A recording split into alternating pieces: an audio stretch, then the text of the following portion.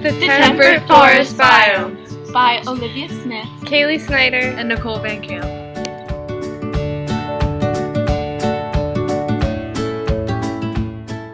Temperate forests are located in the eastern United States, Canada, Europe, China, Japan, and parts of Russia.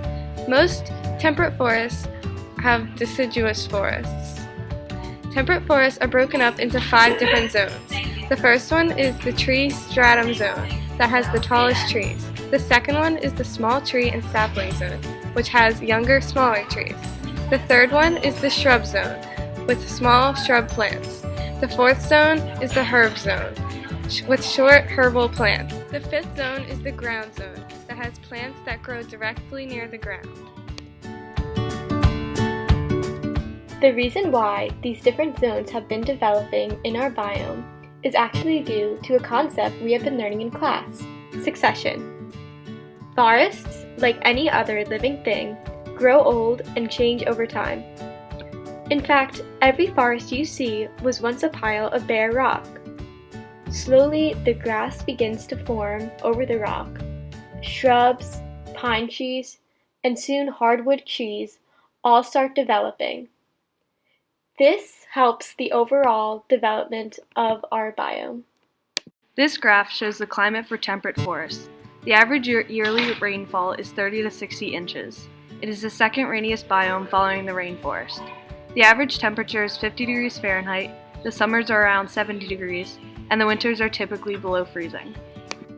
Temperate forests have cold to moderate winters, warm summers, year-round precipitation, and fertile soils. There are 6 main dominant plant species within the temperate forest. Wildflowers are small plants found on the forest floor. This species is able to grow freely without human intervention. Drought-resistant oaks and hickories are the most common tree species.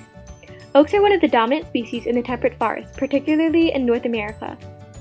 The principal oaks are white oak, northern red oak, and black oak. Hickories are another important species in the temperate forest.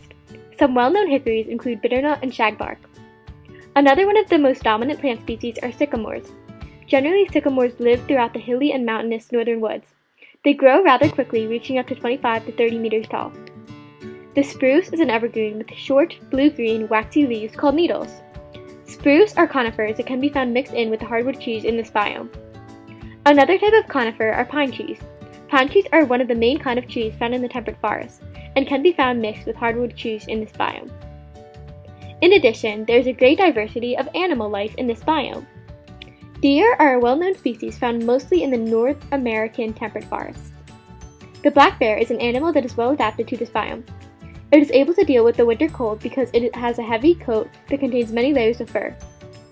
Black bears are omnivores, so they depend mainly on plants for food. Bobcats are the most widespread in North America. Some researchers have suggested that the bobcat is a keystone species. What is a keystone species? A keystone species is one that plays a crucial role in the way an ecosystem functions. Another dominant species are squirrels. Squirrels are an important canopy species and are one of the most well-known species in this biome. Skunks are also commonly found throughout the temperate forest. When they feel threatened, skunks release this musky-smelling liquid.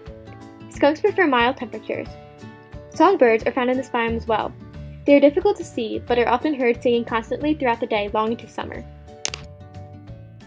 Trees and plants in deciduous forests have unique adaptations to help them survive in this biome.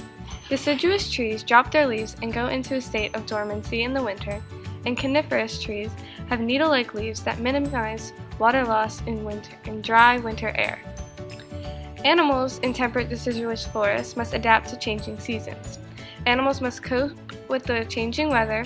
Some animals hibernate, others migrate to warmer climate, and animals that do not hibernate or migrate may be camouflaged to escape predation in the winter when bare trees leave them more exposed. And now, for the food webs. Here is a temperate forest food web. Plants, flowers, nuts, seeds, fruits, and insects can be considered both the decomposers and producers in this biome. The primary consumers consist of pika, red-breasted nuthatch, Pacific tree frog, Edith's checker spot, Douglas's squirrel, and mule deer. Going up, we begin to see the secondary consumers.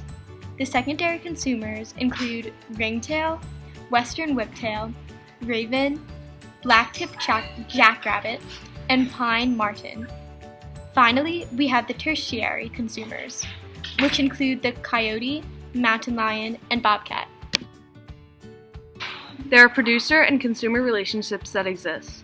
One food chain that exists within the food web would be when a plant, such as the western skunk's cabbage, also known as a producer, is consumed by the Pacific tree frog, which is a primary consumer. It is then consumed by the western whiptail secondary consumer, which is consumed by the mountain lion tertiary consumer. Another example of a food chain in this food web would be when a flower, such as a wildflower, producer, is consumed by the red-breasted nuthatch primary consumer, which is then consumed by the western whiptail secondary consumer. It is then consumed by the coyote, which is the tertiary consumer. The list of producer and consumer relationships that exist within a temperate forest food web could go on forever.